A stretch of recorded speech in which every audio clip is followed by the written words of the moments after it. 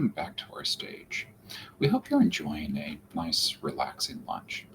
The SBIR and STTR programs are the largest source of non-dilutive funding available to move your innovative idea to the commercial market and to move towards a commercial solution.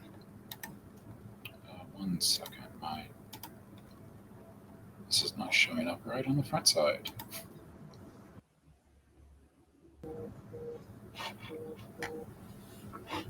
Okay, there it goes.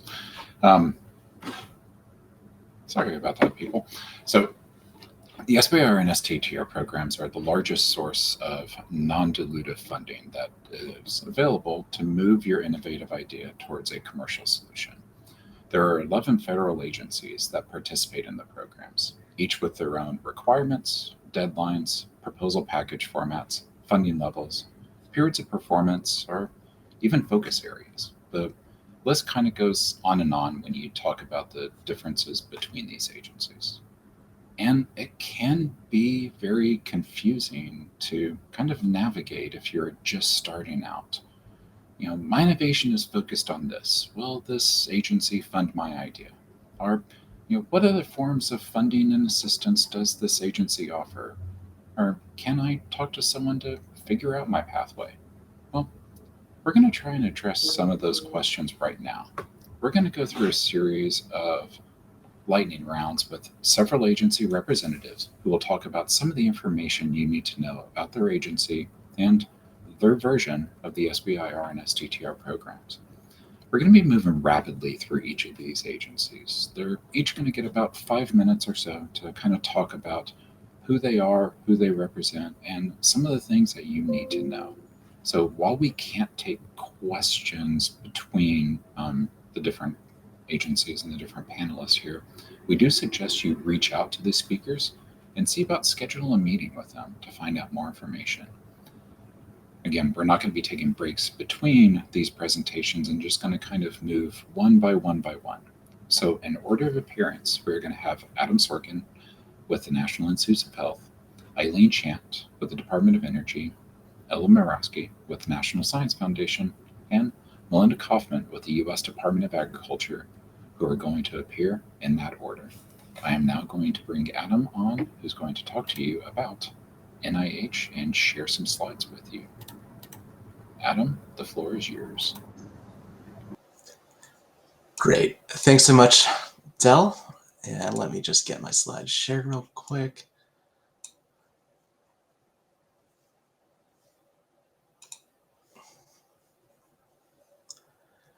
Okay, how does everything look? Good? All right, well, as Del noted, my name is Adam Sorkin. I am the Small Business Policy Manager of the NIH Small Business Education and Entrepreneurial Development Office, or SEED, as we call it.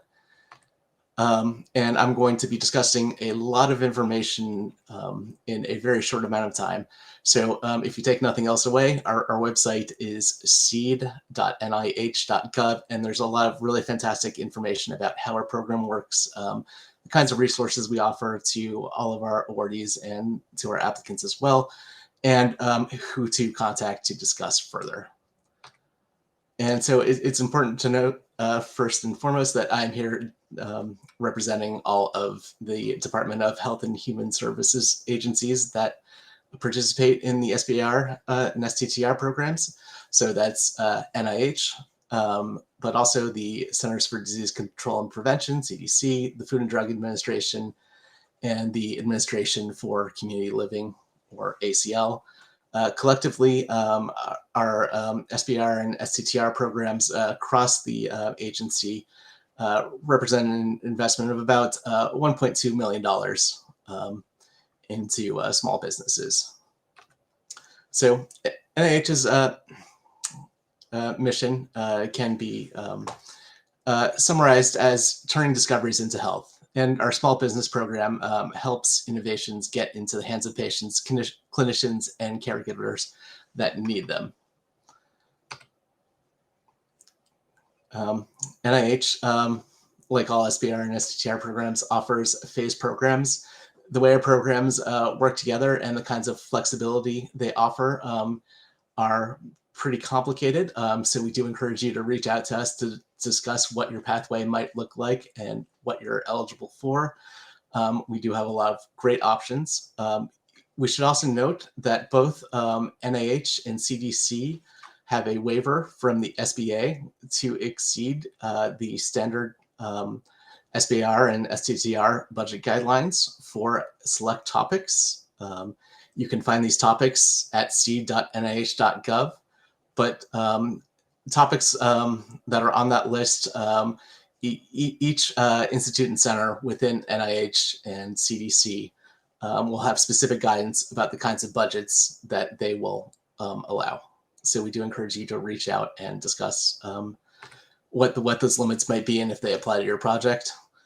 The majority of our funding does, however, go to investor-initiated grant applications. These generally come in through one of the omnibus solicitations.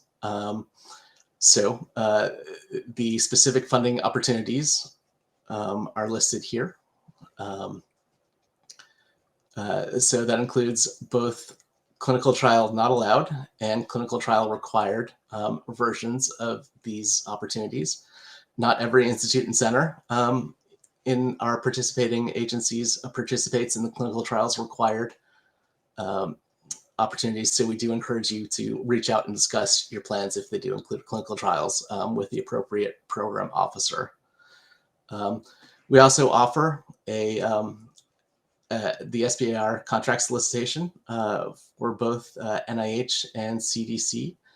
Rather than investigator-initiated topics, these are a number of specific topics for a handful of different institutes and centers within both agencies. If you do have an interest in one of those topics, you can reach out to one of the contracting officers to discuss that opportunity and whether or not your project is a good fit for that. And I do want to point out that additionally, we have a lot of fantastic resources supporting application on our website.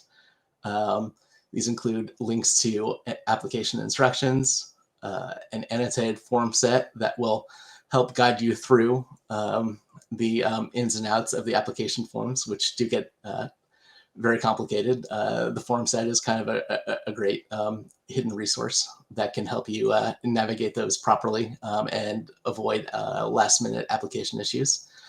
A number of sample applications at a handful of different institutes and centers within NIH, as well as a step-by-step interactive infographic guiding you through the registration, application, and review process.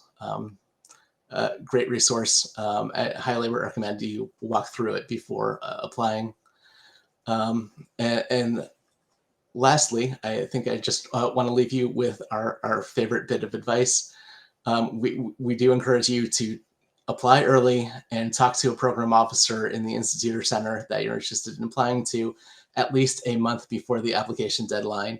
You can find a list of the specific program managers at our website.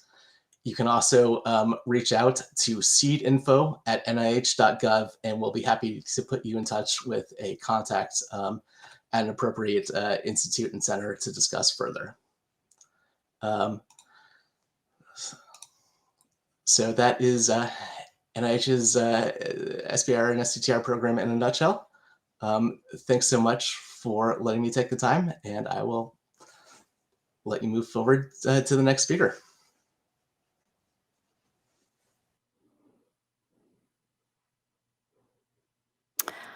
Hello, everybody.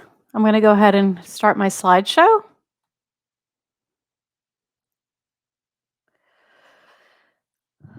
And I hope hopefully everyone can hear me. I'm happy to be here and talking to you for a few minutes about the DOE SBIR, STTR programs. A few specifics about our program is, like the other agencies, we are an early stage, non-dilutive R&D fund. That is, we provide grants to small businesses to conduct their technology development that are consistent with the DOE mission. We are the third largest agency. We provide more than $300 million a year in SBIR Phase 1 and Phase 2 awards. We have both an SBIR and an STTR program. And if you start to look into preparing an application, make sure you know what the differences are between those programs. We do provide grants, not contracts, and there's some significant difference between grants and contracts. But ultimately, for the Department of Energy, our topics describe problems that need to be solved, technologies that need to be advanced. And these are really your ideas. You provide us with your idea, your novel idea on how to solve the problem, and it's your execution. And in addition to that, you should have an idea of how you're going to take your technology to the commercial marketplace, because the DOE ends up not being ultimately your customer. What are our topics? Well, our topics are aligned with the DOE mission, and our mission is threefold. It is leadership in clean energy, in basic energy and engineering sciences, as well as enhancement of nuclear security. And what that means is that our topics are much more wide-ranging than most people suspect. On the right the slide that shows kind of how our funding works, the topics are you have to be responsive to the topic. The grants are between $200,000 and $250,000 for a 6 to 12 month duration. There is approximately a 20% success rate. If your phase 1 feasibility study is successful, the results are looking good, you're going to want to apply for a phase 2 award. Those grants are 1.1 to 1.6 million, and typically they're about 2 years in duration. If you make it to the point where you're applying to phase 2, there is a 40% success rate. We do not offer direct to phase 2. We have 13 offices that submit topics. As you can see, there's a very wide variety of offices in the areas of renewable energy, carbon management. There's a number of deep science offices, such as nuclear physics, basic energy science, high energy physics. And we also have offices in environmental management of nuclear waste and nuclear nonproliferation. I just want to call out that on November 7th, a new topic document is going to come out. The offices that are going to release topics are those blue offices shown here on the bottom left of the slide. If you're interested in DOE, go to our funding opportunities page on November 7th. Check out the topics document and see if there's something in there for you that you can be responsive to. These are all the very different topics that we fund. There's a lot of them. I'm not going to read them out, but I just really want to bring the point home that we have more broad topics than what people think. Okay, what makes someone a good fit with DOE? You have to be responsive to the topic and subtopic, which I already mentioned, but I can't emphasize enough. You have to have a novel idea for solving the problem that's addressed in the topic-subtopic pair. It must be research and development, technology development. You should come up with a very solid work plan that links directly to proof of feasibility. And here on the left side shows the application review criteria. So you want to be strong in the technical aspect of your application. You want to be strong in the team that you're proposing to carry out the project. And you want to propose something that, if it's successful, will have a significant impact. In addition to grant applications, we do offer application assistance. It's a free-to-you program, and you do receive a coach. If you're never applied to our program before, consider applying for the Phase 0 Application Assistance Program. You will receive an individual coach to help you through the process. In addition to that, we offer a number of webinars, and you can always email us with our questions. But if you don't do anything else today, it's very important to subscribe to our mailing list, because you will then stay connected with what's happening in our office, particularly when solicitations come out and when webinars are announced to discuss the solicitations. We have awardee resources as well. We have the technical and business assistance for awardees. You receive funding to advance your commercialization plan. We have an Energy I-Core program for phase 1 awardees. We also have a new partnering resources area of our website. If you have partners, you don't have to be an awardee. If there's partners you need, subject matter experts, manufacturing partners, demonstration partners, we can help you with your needs. So you could visit our page, and you can also reach out to Carol Rabke. Her email is on this page, to talk about your partnering needs. So thank you very much. I didn't see the timer because I was looking at my slideshow. Hopefully I didn't go too long. But thank you very much for your time, and on to the next presentation. Great. So my colleagues have been great about sort of talking us through the SBIR STTR program and giving some subtle nuances about the DOE and the NIH programs. And I'm here with NSF. I've decided that, we have slightly different maybe funding rates and in terms of how much we fund and how successful people are. But I don't really want to dig into those today. In fact, I'm going to assume that all of you are looking to apply to our program maybe for the first time, or a second time, maybe retrying to be successful in getting the funding. So I'm going to take you to our webpage, right? So we are at seedfund.nsf.gov, and we've designed this to have as much information as possible on it, because we are a technology agnostic agency and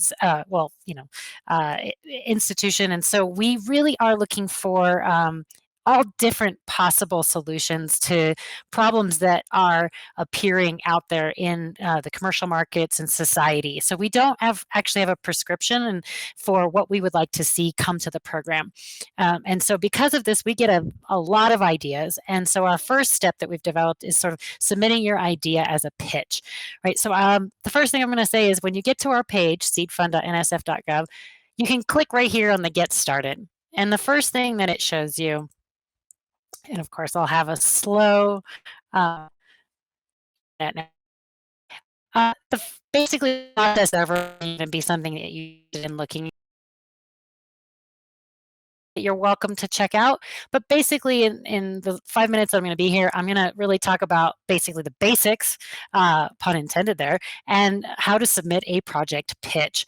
And so if you click on the basics, it'll take you to what are we looking for? We're looking for impact.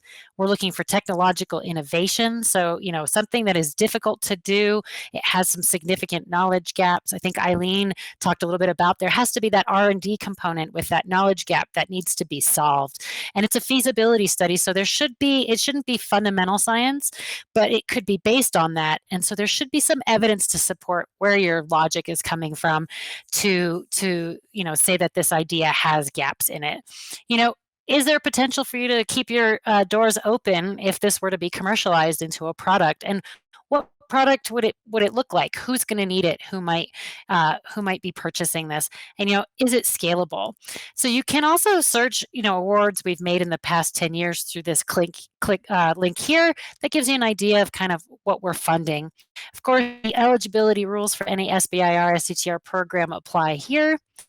And then we have a variety of technology topic areas to try to guide you, where you might want to submit your idea initially. So we have about 30 different portfolios here. I always love to say we have this other topics one. If you don't really feel like yours fits in any of these in particular, you can submit to other topics. That sends it to us as program directors. We review the ideas, and we'll be working with each other to identify where it might have its best home in which portfolio. And so I always, people will ask me, well, it kind of goes over 3 different areas. It might be environmental, it might be artificial intelligence, and maybe it's also manufacturing, for example. Well, I always ask, where is the biggest impact going to be? Is it going to be in environmental technologies? Is that where it's going to be? Is it going to be like you're really driving the state of the art in artificial intelligence? Or are you really advancing the state of manufacturing? And so that's kind of the first question I ask you, and then you can choose where you might want to submit to. And of course, I love to go back up here to the resources tab, and then you can go to the for applicants tab. That also gives you kind of other resources that we have. For anyone interested in applying to our program with an idea, I always say, please do look at the program overview and how to apply videos. They have a lot of information already. There's information that people ask us often. And so it can get you up to speed with what people ask us often so that you can then come with your individualized questions to our virtual office hours. If you click on that link, you will basically see that we have on a fairly regular biweekly basis, we have a Q&A session where you can come and ask your questions. The beauty of this session is that you have anywhere between 60 and maybe 150 other interested parties there that are asking questions. So sometimes maybe you won't be able to identify the question that you're interested in, but somebody else might be able to identify a question that actually benefits you. So I always welcome registering for one of those. And then the last thing I will say in the resources tab, just this is the one that's the best for the applicants, so I'm going to show it again, is that when you go to submit your project pitch, there's 4 areas, and the one I'm going to say that people tend to on a little bit is the technical objectives and challenges. People oftentimes forget to say what the challenges are. These are specific to your innovation, not to the market, not to the problem that's out there in the world, but to your approach. If there's 7 people creating a new car, what's the newness in that car? What are the 7 different approaches? So that's that question that you're going to want to be able to say the challenges are. And of course, you're always welcome to reach out to me. My email is eMorowsk without the I at nsf.gov. Thanks for being here, and hopefully this was helpful for you.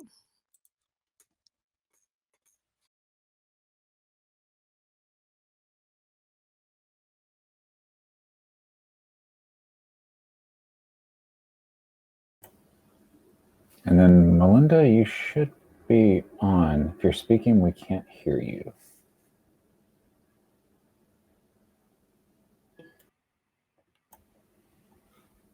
Okay, can you hear me now? Yep, we got you now. Okay, great. Hi, I'm Melinda Kaufman. I'm the USDA SBIR STTR program coordinator, and I'm happy to be here to be invited. So thank you very much. Our program is located, of course, within the USDA at NIFA, the National Institute of Food and Agriculture. And this is the first year we have added a to you. So just to step back for a moment and talk about what the USDA does, what we're involved in. We are involved in providing basic needs to the American public, food, shelter, and clothing. And we're very deeply involved in that. So we're involved with some of the fundamental needs of society. We also provide renewable energy and renewable energy products. We are also involved with environmental concerns such as soil, air, and water. So that's a pretty big task that we have. Sorry, I'm having a little trouble there we go. So for the USDA SBIR STTR program, we have 10 topic areas. And all of our topic areas are very broad. We purposely keep them broad so that we can cast a wide net and be able to capture all types of innovations. So we have everything from forest and related resources to plant production and protection, both engineering and biology, animal production and protection, that air, water, and soil I was talking about, food science and nutrition, aquaculture, biofuels, and bio-based products.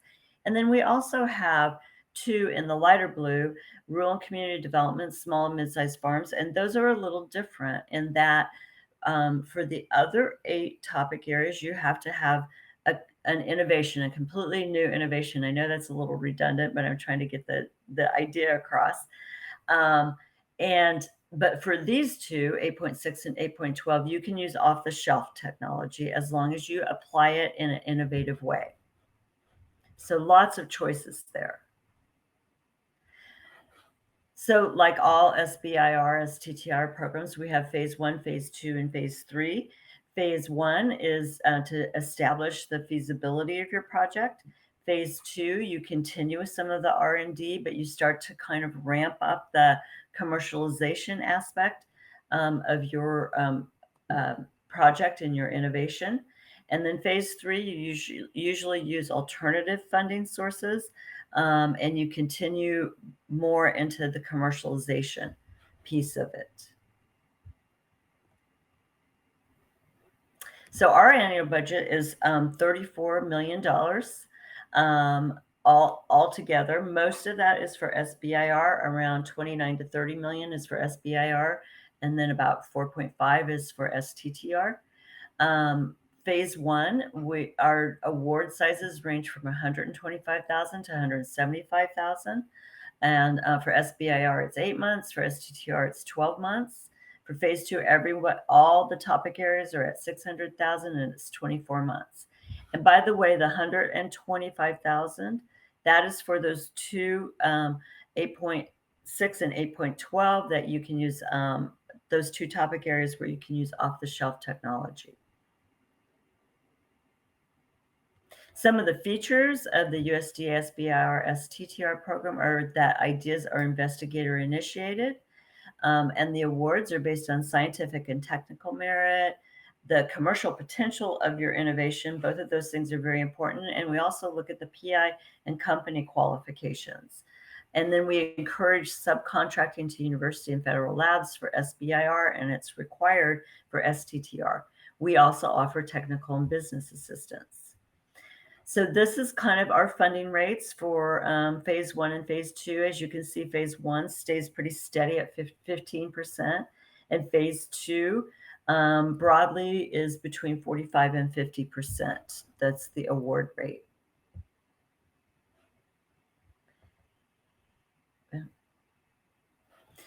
We offer TABA, and for phase 1, that's $6,500, and that's to help you develop a commercialization plan for phase 2. In phase 2, it's $50,000, and that's to accelerate, to really start to move your innovation into the market. And over here are just some ideas of what you can do with TABA. There are many more ways to use TABA, but this is just a sampling.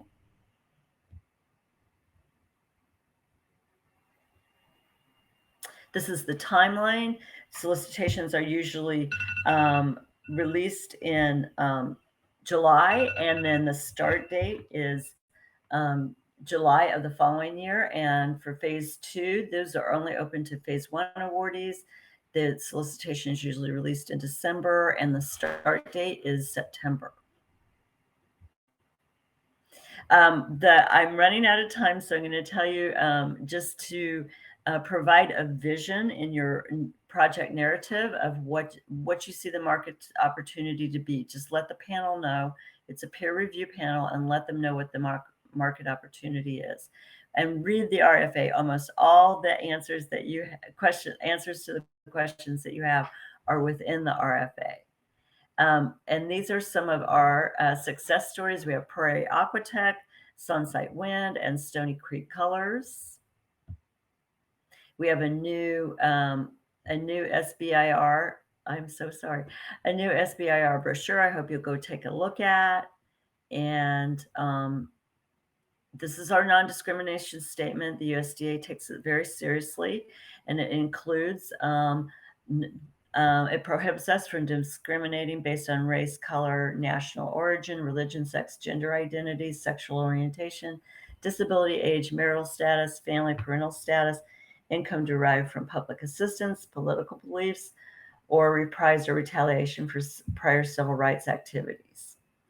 thank you very much for allowing me to present, and I'll shut down my presentation now.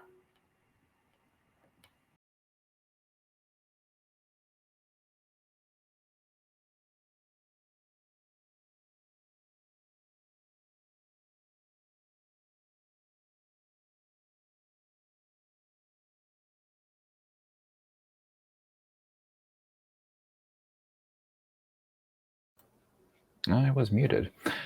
Thank you again, Adam, Ella, Eileen, and Melinda, for being able to present to us and talk with us about your agency, what your agency focuses on, and why your agency might fund somebody's innovative idea. You know, time really flew during those pitches, didn't it? And we hope you learned something about an agency of interest. And now you know what would be a great thing to do? Go ahead and connect with one of the panelists.